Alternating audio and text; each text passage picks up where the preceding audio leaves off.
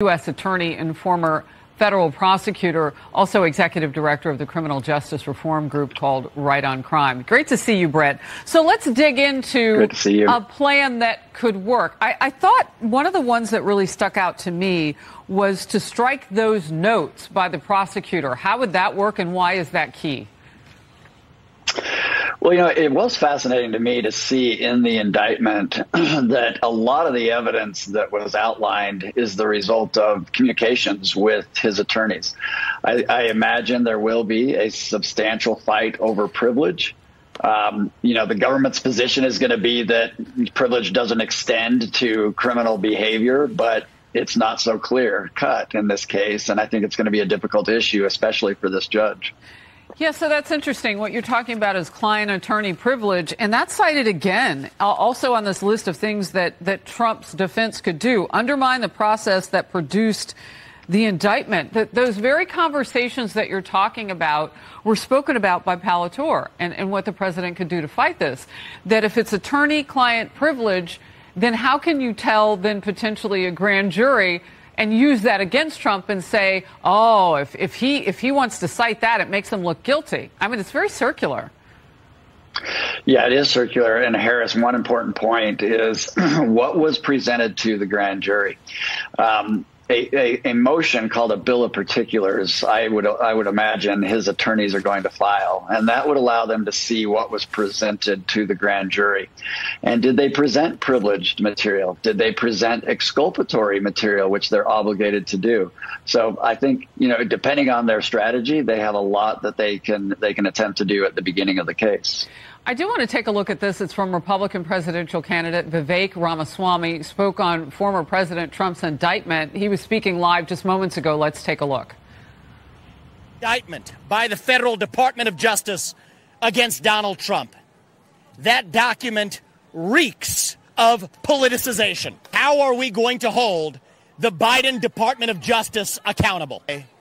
I submitted a Freedom of Information Act request, a demand to the Biden Department of Justice, demanding what did Biden tell Jack Smith, what did Biden tell Merrick Garland, is that if they do not comply with the law in the next 20 business days, then we will sue them in federal courts at our campaign's expense to get to the bottom of those answers.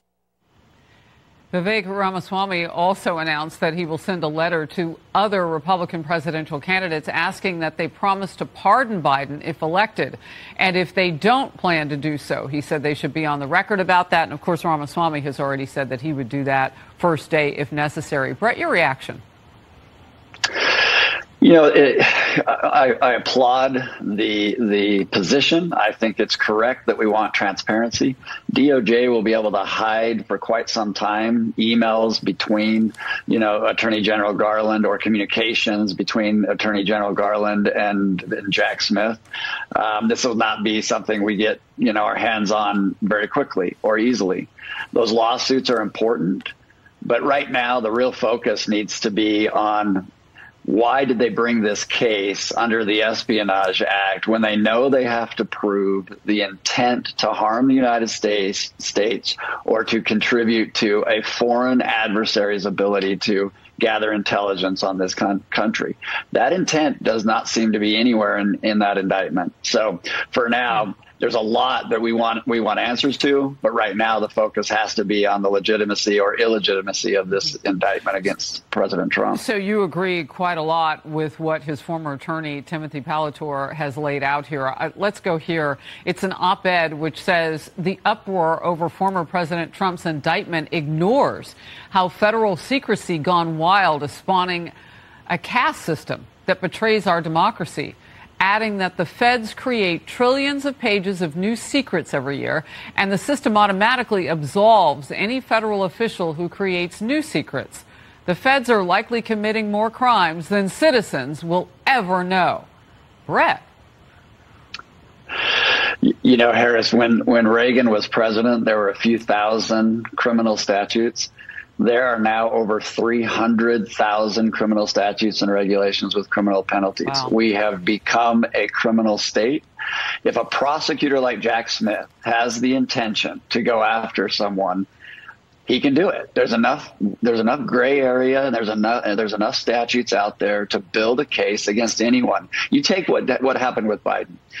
If I wanted to put individuals in the grand jury who moved some of those classified documents that he had, if I want to interview his family members and I want to build a conspiracy case, you could do the exact same case against Joe Biden right now. Has it been done? No. And that's why many of us that have been in these trenches are sitting there saying this reeks of politics. I totally get it. That's 100% clear.